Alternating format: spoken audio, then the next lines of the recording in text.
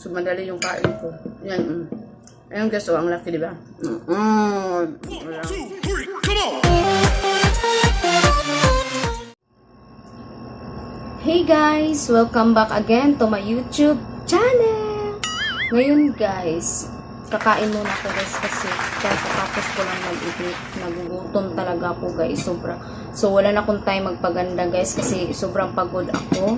Ayan ang eye bags ko, ayan na, ang dami na nila at ayan na, para na akong kinagat dito ng bubuyo guys. Kasi sobra akong napapagod, napupuyat ako. Katapos ko lang mag-edit. Pakita ko sa inyo guys kung ano yung ulam ko. Ito po yung ulam ko guys. Ayan. Ayan guys. Munggos po yan. Munggo. Ayan. Ano to? Siomay. Ayan. Yan lang ang ulam natin guys. Simpleng pagkain lang. Ayan guys. Kaya guys, kain na tayo guys. Kasi sobrang nagutom talaga ako guys.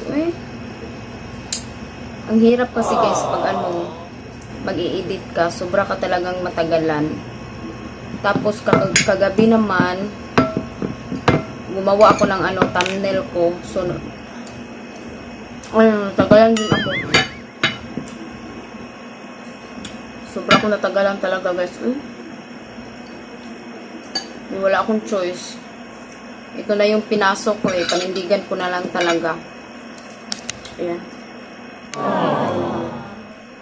Hindi kasi masyado makita guys kasi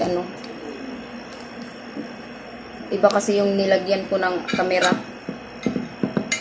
So ayan guys Ito po yung siomay. Masarap ang siomay nila.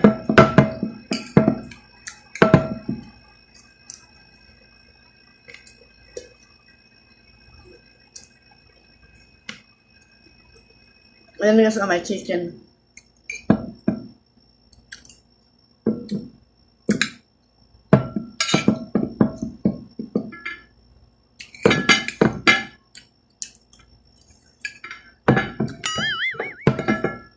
Naku, nakakagutom kasi guys kasi hindi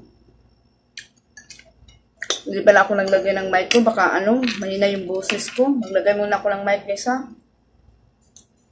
Kasi baka mahina kasi yung boses ko guys. Yan guys, maglagay lang ako ng mic guys kasi baka hindi kasi ninyo masyadong madinig yung boses ko. Kaya kailangan ko maglagay ng mic. Yan. Ayan na. So balik tayo sa kain.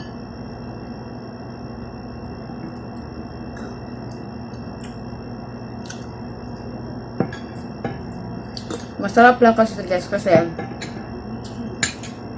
simple lang yung ulam mo. Ang sarap niya.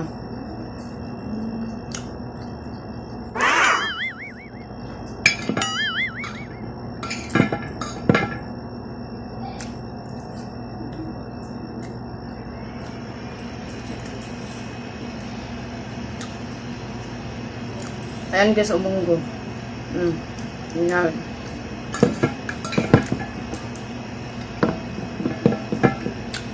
Kakain ako ng madami guys kasi kapag pagod ka kasi guys, kailangan mong damihan yung pagkain mo. Para kahit papano, hindi ka basta-basta mapagod, mapuyat. Kasi ilang gabi na akong hindi masyadong nakatulog Sobrang busy ko. Tapos ipa-plus ko pa si Baby Ivan guys. Ayun, iyak ng iyak.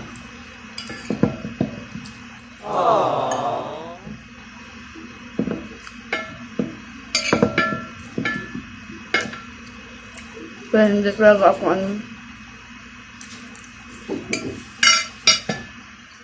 Teka lang.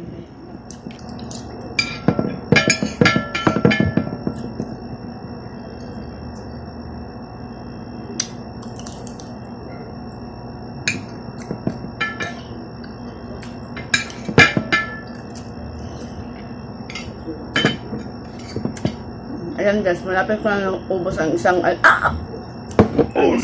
guys, isang Yahoo. Ang tawag sa Tagalog Isang bowl pala. Yan. Bowl ba? Tama ba yun? Hindi ko alam guys ha. Nagagalo. Basta sa amin kasi sa Bisaya guys, yahong. So, hapit ako nakahurot og isa ka yahong nga munggo. Masarap kasi itong ulamin. Madali lang talaga akong kumain guys. Ang dali ko lang kumain. Kasi mabilis lang naman akong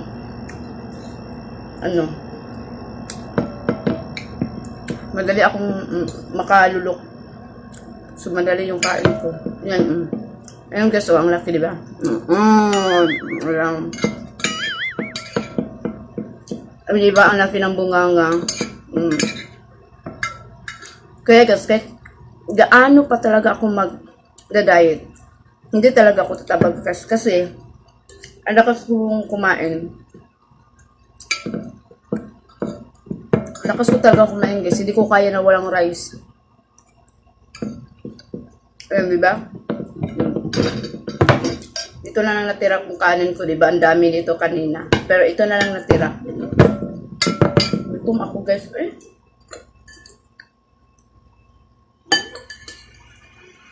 Kumain na madami kasi madami pa akong gagawin.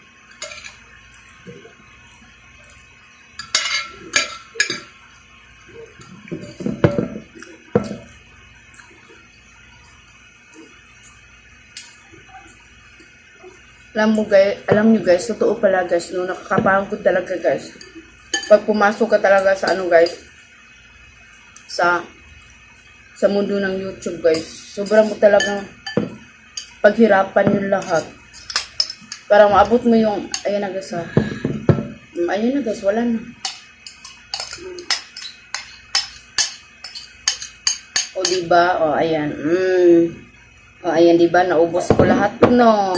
O ayan, o diba, ang laki ng kain. Laki kong kumain, malakas akong kumain guys. Sobrang lakas na kumain. O ayan tuloy. Katawan ko para na akong para na akong baboy, para na akong pig.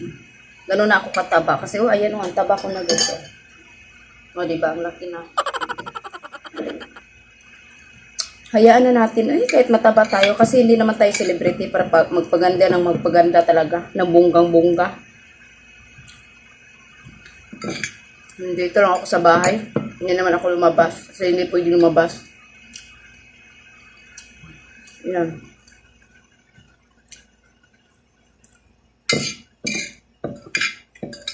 Bang, lakas kong kumain nun. Masarap kasi guys, kasi pagod ka tapos ang ulam mo is gulay, 'di ba? Parang pawala ng pagod. Kasi pagod ka, nakakain ka pa ng mga kahit ano-ano, mas lalo ka kasing mapapagod nun. Kaya kailangan mo pag pagod ka, mga gulay talaga yung kainin mo, gulay at prutas. Kailangan mo talagang palakasin ulit ang katawan mo. Kasi ako guys, ayan ang eye bags ko guys. So, sobra na nilang, guys, galit. Sobra na silang galit sa akin. Kasi hindi, natulog ako guys is, 2 kagabi.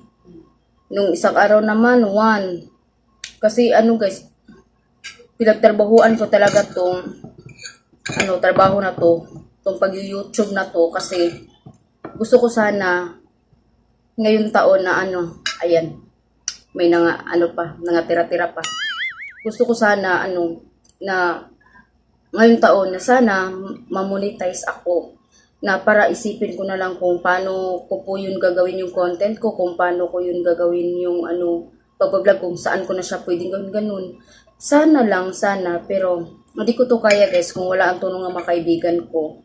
Tapos, kung wala din ang prayer. Kasi, isa yung sa makakatulong sa inyo. Magdasal lang kayo bago kasi inyo maabot yung mga pangarap nyo. Kailangan nyo munang unahin ang Panginoon. Kailangan nyo po siya unahin, humingi kayo sa Kanya na tulungan kayo. Kasi yun ang mahalaga. Kasi siya lang yun ang may alam sa lahat Kung ito bang pangarap mo na ginusto mo o ibigay ba niya ngayong taon o susunod taon o ilang taon ba yun, siya lang ang may nakakaalam. Kaya ako, sinusubukan ko lang to kung sakali mamonetize ako ngayong taon na to.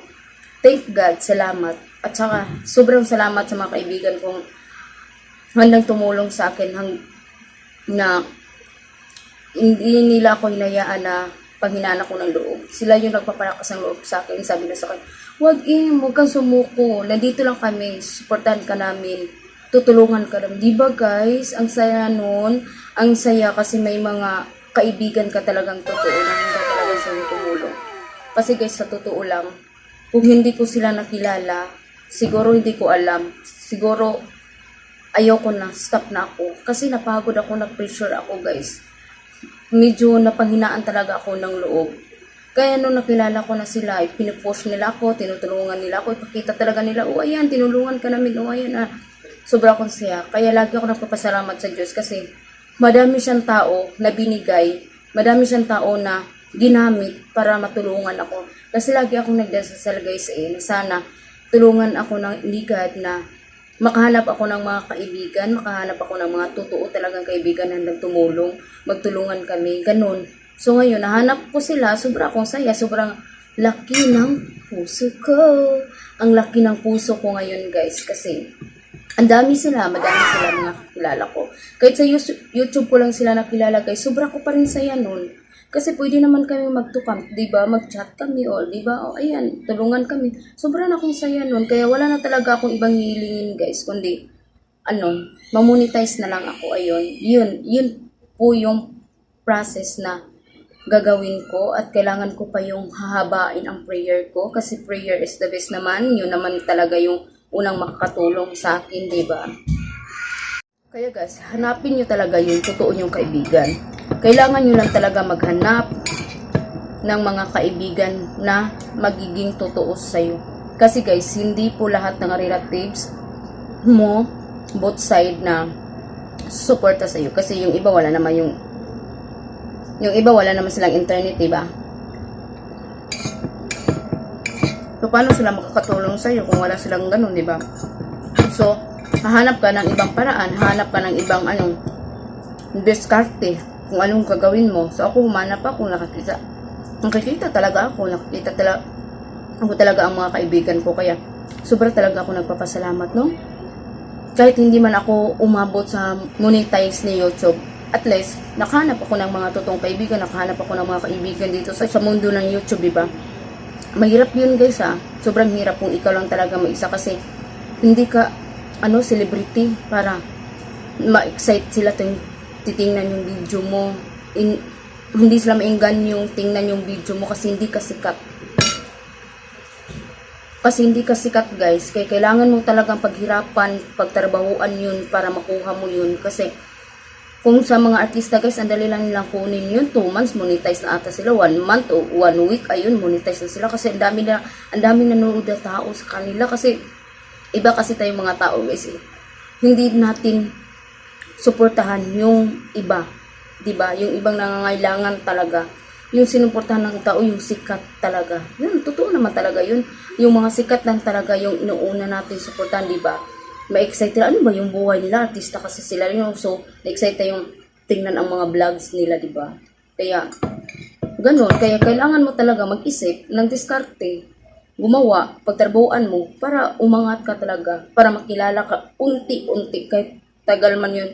Basta unti-unti mo lang talaga yung gagawin. Maabot mo talaga yun. Kaya ito yung pinaghirapan ko ngayon guys. Hindi pa kasi ako nakaabot ng 1,000 yung hiningi ni YouTube. Pero malapit na. Tapos, watch hour na lang yung pumulamahan ko. Yun na lang. Kaya diba? Diba ang saya nun guys, no? Kasi malapit ka na sa dulo. Kahit hindi pa man gaano kalapit, at least kunti, malapit ka ng kunti, ayun. Nagpalakas na yun ng loob mo guys Ay, masaya ako, ayun. Ayan na guys, diba, wala na. Kahit isang bigas na iwan dyan, isang kanin na. Ito na lang meron. Ayan, lamas. Ayoko kumain yan kasi bell paper yan yung hindi ko gusto yung lasa niya. Ayan na guys, ay ito na po yung pagkain natin ngayon at ito na yung vlog ko ngayon. Pinapakita ko lang sa inyo kung paano talaga ako kumain kapag nagugutom na talaga ako, pag pagod ako. Yun, pinapakita ko po sa inyo at sinishare ko po sa inyo kung anong kakainin pag pagpagod ka, pag sobra ka na talagang napagod, na stress at ayan na, galit na yung eye bags mo, pakainin mo yung mga eye bags niyo para hindi yan masyadong magalit. O ayan, yun, mga gulay yun, mga organic yun ang kainin niyo para lumakas ulit yung katawan niyo, guys. Ganun lang. Yan lang yun ang yan lang ang ginagawa ko kapag pagod ako, pagpuyat ako sa trabaho. Ayun ang guys, ano nangyayari sa lips ko. Yun lang ang ginagawa ko, guys. Organic at fruits lang kainin ko. Mamaya kakain po ako ulit ng mga fruits. Ayan, kakain ako. Kaya guys, dito na po nagtatapos ang ating vlog for today. Kaya guys, thank you so much for watching. At sana guys, suportahan niyo po ako sa WH ko na sana matapos ko na po siya. Kasi malayo pa talaga ako eh. Malayo pa ako sa katotohanan ko sa WH ko. Kaya guys, I hope na tulungan niyo po ako at suportahan. Kaya guys, thank you so much for watching and see you by the next vlog. At guys, huwag niyo pong kalimutan mag-like, subscribe my YouTube channel, and don't forget to click the bell button. Kaya guys, thank you so much.